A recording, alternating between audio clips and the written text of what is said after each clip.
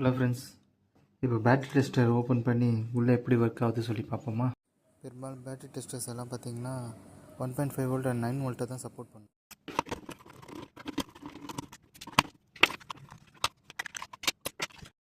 Friends, இந்த battery டெஸ்டரோட இந்த analogue metre இருக்குது இல்லைங்களா, இதுக்கு நடுவில் ஒரு பாட்டு இருக்குது பாருங்கள், அதான் இதோட ஹார்ட் பீஸு.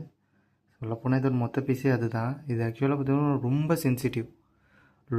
இதில் இருக்க 4 வித்தியாசமான பவர் ரெசிஸ்டர். உங்களோட பேட்டரியோட பவர் வந்து அதிகமாக இருக்க பட்சத்தில் 4 ரெசிஸ்டரையும் தாண்டி பவர் இன்புட் ஆகும். அப்போ வந்து அனலாக் மீட்டர் வந்து குட்டில் காட்டும். பவர் கம்மியாக அது வந்து எல்லோ அண்டு ரெட்டில் வந்து நிற்கும். லோ மாஸ் மேக்னெட்டிக் காயில் சொல்லுவாங்க. அந்தளவுக்கு இது வந்து ரொம்ப லைட்டாக கொஞ்சம் நம்ம ப்ரீத் பண்ணால் கூட அது ஷேக் ஆகிற அளவுக்கு அவ்வளோ டென்சிட்டிக்கு ரொம்ப கம்மியான ஒரு பொருள்.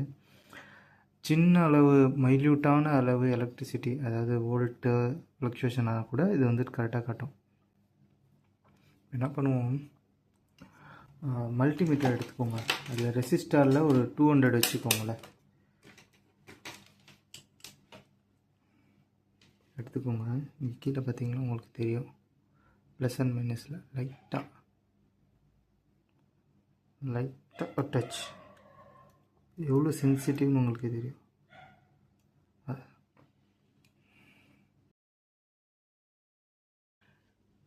நெக்ஸ்ட் வீடியோவில் இது எப்படி ரெசிஸ்டரோடு ஒர்க் ஆகுது அப்படின்றத வந்துட்டு உங்களுக்கு போடுறேன், பாருங்கள்.